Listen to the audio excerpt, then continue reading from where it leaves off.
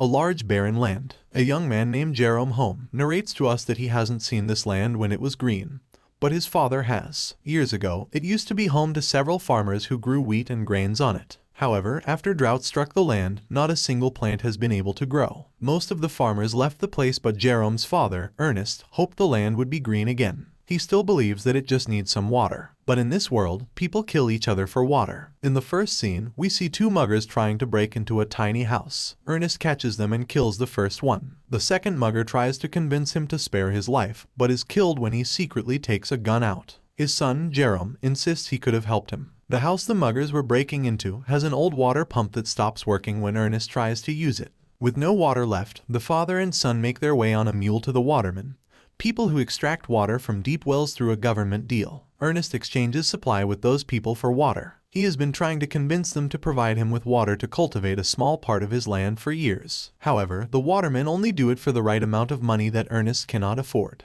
On their way back, their mule falls down and breaks its leg. Ernest reluctantly shoots the animal dead. The two come back home to Jerome's sister, Mary, serving them bag food. Because of water scarcity, we see Mary cleansing the dishes with soil. The following day, Jerome and Ernest visit Sam Lever's auction house to get something to replace the mule who died. There, a robotic carrier machine called Simulate Shadow catches their eyes. Ernest wins the auction against a man named Flem Lever, who also happens to be Sam's son. Flem is having an affair with Mary, unknown to Ernest and Jerome. The two then go to meet Jerome's sick mother, Catherine, home. She lives in a nearby hospital where she can walk while wired to a special frame. Since the frame is too expensive, they cannot bring her home. Jerome spends his time with his mother that day. Ernest and Catherine kiss goodbye and separate. On their way back, Ernest and Jerome stop at a gas station. We see Ernest take a gulp of petrol after pumping it into his vehicle. The two encounter a couple with a young baby begging for water. The father, Robbie, wants to sell the baby because they cannot afford to take care of him, but Ernest advises against it and tells him that he'll help them with water. Robbie knows of Flem and Mary's affair and hints Ernest towards it. At home, Ernest confronts Mary about her sneaking out frequently, but she claims that it is her freedom and tells her father that she hates him. She tries running away, but Ernest locks her in her room and nails her windows shut. One morning, Ernest and Jerome wake up to Sim absent from its shed. Someone had stolen it. Ernest assumes it was Flem and goes to his house, but finds out from Sam that he has left with a truck that morning for the mountains. Ernest then goes looking for him to the watermen, but they knock him unconscious. When he regains consciousness, it is already night. The watermen accuse him of stealing their supplies. Ernest insists that he didn't steal them, but their leader, Caleb, attacks him. They fight for a while, but Ernest manages to get his hands on his rifle and run away from there. On his way back home, he discovers Flem sleeping on the road with Sim by his side. It is clear that he had stolen the machine and the waterman's supplies. Ernest points the rifle at him, holds him hostage, then ties him to the machine. He wants to take Flem back to the waterman to prove his innocence. On their way, Flem makes comments about Mary, which angers Ernest. After walking for a while, both of them get thirsty. Flem persuades Ernest to use the water from the waterman's supply.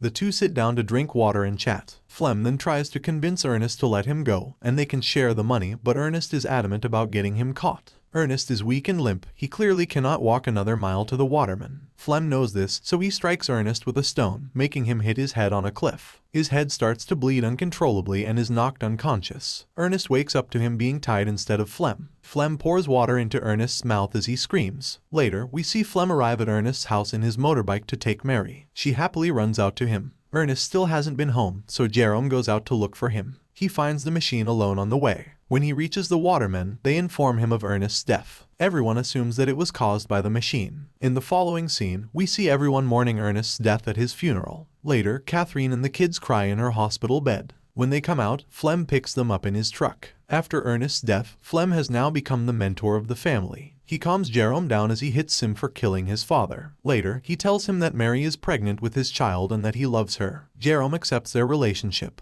Later that day, Flem goes to the watermen and talks to them about sending water to Ernest's land. Caleb laughs at his idea, but gets defensive when Flem blames him for Ernest's death. Flem also shows him a knife with Caleb's name that was found with Ernest's body. Scared to be accused, Caleb agrees to divert water to their field. Everyone is happy when the land gets its first sprinkle of water. Flem works day and night to grow wheat on the land. A few months later, they are fully grown. Flem gets married to Mary and currently lives at Ernest's home with Jerome and Mary. One day, his father, Sam, with some men from the bank approaches their house, threatening to take the land because of Ernest's debt. The debt is too much for Flem to pay, so he takes the machine with him and approaches his friend Robbie that night. He knows about Robbie's intention to sell his child, so he persuades Robbie to come with him, just to see how much a baby can be worth. However, when they reach there, Robbie realizes that Flem has secretly made a deal with the people to sell his baby. The people try to take the baby away, Robbie resists it and is shot dead by Flem. This causes a shootout between the dealers and Flem runs away with the money. However, the machine, Sim, is shot and damaged. This activates the auto mode in the machine, which causes it to return back to its manufacturer, Calvin Hueman. The following day, Flem pays the bank from the money he sold the child with. Jerome assumes that the money came by selling Sim, so no one suspects anything. In the following scene, we see Sim limping its way back to Calvin,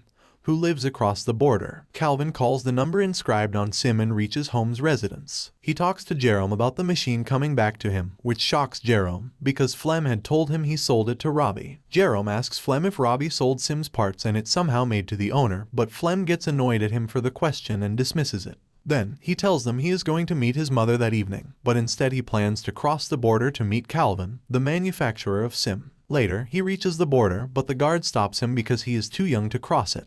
A girl named Anna calls him over and tells him she knows a way he can go to the other side. In exchange for money, she puts him in a vehicle with chickens and sends him over. They meet again at the other side and separate. Jerome then goes to meet Calvin. There, Calvin shows him all the functions of the machine. He also shows that the machine's eyes are cameras that were made to capture the slope for reforestation. The camera has captured all that the machine has seen. Jerome plays the recordings and sees his time with Ernest. As he goes through it, he is horrified to see that Flem was the one who killed Ernest. That day, after Ernest had gained consciousness, Flem tied him to the machine and set its destination to the watermen. The machine had dragged an injured but alive Ernest to his death. By the end of the video, tears roll down Jerome's eyes. In the evening, he returns home, but doesn't confront Flem about anything. One day, Flem and Jerome are hunting deers, after which Jerome keeps the rifle with him, hiding it under his bed for the future. At breakfast, Jerome tells Flem about Robbie calling him. Flem is surprised and accuses Jerome of lying, because he knows Robbie is already dead. Later, Flem receives a letter written by Jerome as Robbie. The letter asks Flem to meet Robbie at the same place he has killed Ernest. He is confused by this, but he decides to find out whether Robbie is still alive. Later at night, Flem tells a pregnant Mary that he has to go out to sell something. Mary wishes him luck and asks him to come back soon. When Flem reaches the place, he calls for Robbie. As he walks, he falls down a pit and breaks his legs. He lies there calling for help when Jerome appears in front of him. Seeing him there, Flem takes a sigh of relief and asks him for help.